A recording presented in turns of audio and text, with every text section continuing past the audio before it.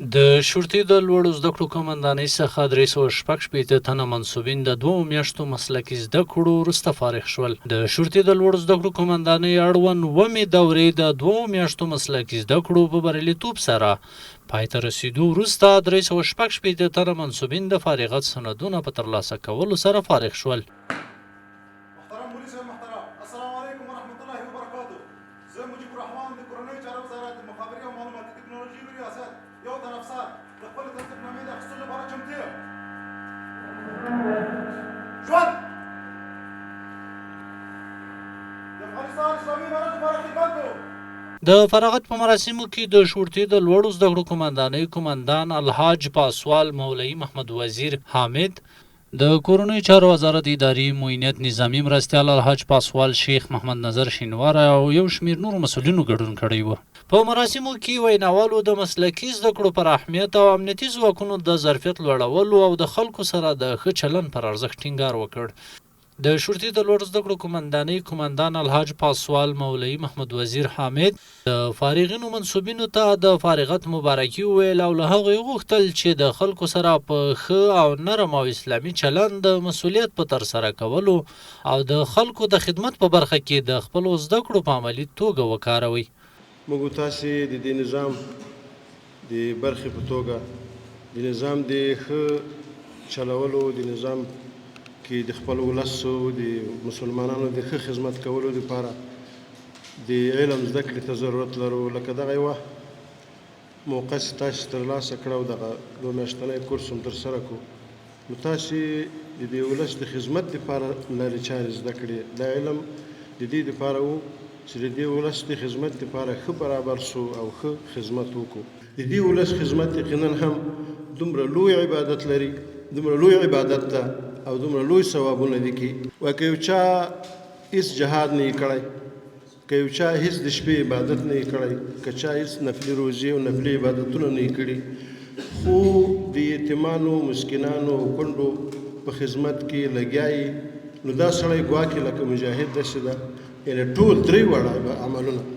د دې سړي دپاره به الله د مجاهد د جهاد ثوابونه رسوي، د دې سړي ته به الله د قائم اللیل د عبادتونو ثواب ورکوي، دې سړي ته به الله جل جلاله د صائم الدهر ثواب ورکوي. نورونو زموږ تاسې دا نظام کې چې موږ کوم خدمت کوو، زموږ تاسې کوم هغه نیت ده هغه دا ده چې موږ دا ولس خوشحاله کړو، الله راضي کړو. او د هغو څخه یې وغوښتل چې د خلکو سره په ښه او نرم او اسلامي چلند د مسؤلیت ترسره کولو او د خدمت په برخه کې د خپلې زده کړې په عملي توګه وکاروي. د کورنۍ چارو وزارت اداري معینت نظامي مرستیال الحاج پاسوال شیخ محمد نظر شینواری د خپلو وینا کې د مسؤلینو او منصوبینو ترمنځ پر اتفاق اتحاد ټینګار وکړ او ویل د خوښۍ ځای دی چې د هیواد امنیتي منصوبین په اتفاق اتحاد او د یو واحد قیادت تر لارښوونو لاندې د هیواد او ولس خدمت لپاره ګډ کار کوي. اوس چې کله مسلکیتوب راغی دا سړی د فساد نه بچ شو، چې کله په دې مسلکیتوب باندې عمل راغی دا سړی به چونکې چې کوم دی دغه د فساد اداري نه چې کوم دی بچ کیږي، او چې کله اخلاص پکې پیدا شو دا به د فساد مالی نه بچ کیږي. او زمونږ د استاسو د زده کړې مقصد دا دی چې مونږ دلته د نظام په اداره کې فساد ونه کړو، په مالی فساد کې اخته نه شو، په اداري فساد کې اخته نه شو،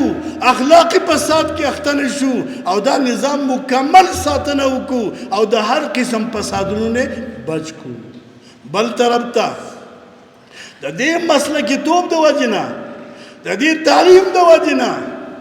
د دغې زده کړو د وجې نه دلته چې کوم دی شخصیت جوړ شو،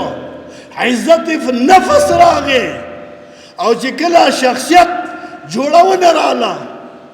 او عزت نفس پیدا شو، دا سړی خپل ځان حیثیت ورته معلوم شو، د خپل ځان هغه شخصیت ورته معلوم شو، نو اول به دی د خپل ځان خیال ساتي. د خپل ځان ساتلو څه معنا؟ دا به چې کوم دی د دې نظام چې کوم یونیفورم دی دا به عملي کوي په هر میدان کې، په هر وای دفتر کې، په هر چې کوم دی چیک پین کې په دې به عمل کوي. په دې کې به ورته ځان ښکلی ښکاري چې کوم سړی په خپل حق باندې قایل وي، خپل حقوق پیژني نو متقابل د بل احترام به هم کوي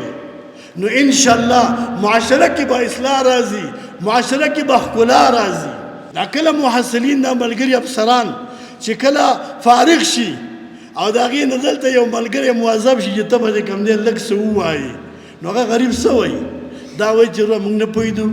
اوس دلته پوه شو او موږ د دې ادارې ډېر مشکور یو د دې استادانو ډېر مشکور یو ځکه موږ سره ډېره خواري وکړه موږ سره ډېر محنت او مشقت وکړو الله رضی دا چې کوم دی دا خدمتونه قبول کړي نو په دویم قدم کې دوی وپېژني بیا په دریم قدم کې دا محصل دغه افسر دا دلته چې چا مسلکیتوب زده که دا نظام وپېژني چې واقعي دا نظام ساتنه د دې نظام خدمت کوم نو دا به سره د علم نه کوم او په اخلاص به کوم نو یاد ساتئ اداره کامیابه ده دغه چې کوم دی بخش کې دی خدمت کوي هغه کامیاب ولایت کامیاب ولسوالي کامیابه قومنداني کامیابه ټول نظام کامیاب دی د مراسمو په پای کې فارغینو منصوبینو ته د مسلکي زده کړو د بریالي پای ته رسیدو مبارکي ورکړی شوه او له هغو څخه وغوښتل شول چې د خپلو زده کړو د هیواد د امنیت او د خلکو د خدمت او د قانون د حاکمیت په برخه کې په ښه توګه وکاروي موږ خپل د ټولو مشرانو ته دا اطمینان ورکوو چې موږ په دغه بې میاشتنۍ دوره کې موږ پوره هڅه کړې ده پوره کوښښ مو کړی دی هر شی چې مو د ځان سره یاد کړی و هغه به انشاءالله تعالی په خپل قطاعاتو کې عملي کوو موږ هغه خلک نه یو چې د موسی علیه السلام مبارک سره به ولاړه بیا موسی علیه السلام مبارک ته دا وویله چې ته اوس تا خدای ولاړ سي د کفارو سره وجنګېږي موږ نه در سره ځو او موږ به دلته ناست یو موږ د هغه بهیر خلک یو چې د نبی کریم صلی الله علیه و آله وسلم مبارک د صحابه وویله چې که ته ځان د دریاب ته واچې موږ ځانونه د سره وراچوو خو موږ په دې تقاضا باندې وو چې خلیفه صاحب مبارک به دلته راسي موږ به لاس په لاس بیعت ورسره وکړو ځکه موږ مخکې بیعت کړی وو په توسط د والیانو مو کړی وو نو موږ به خلیفه صاحب مبارک ته دا اطمینان ورکړی وای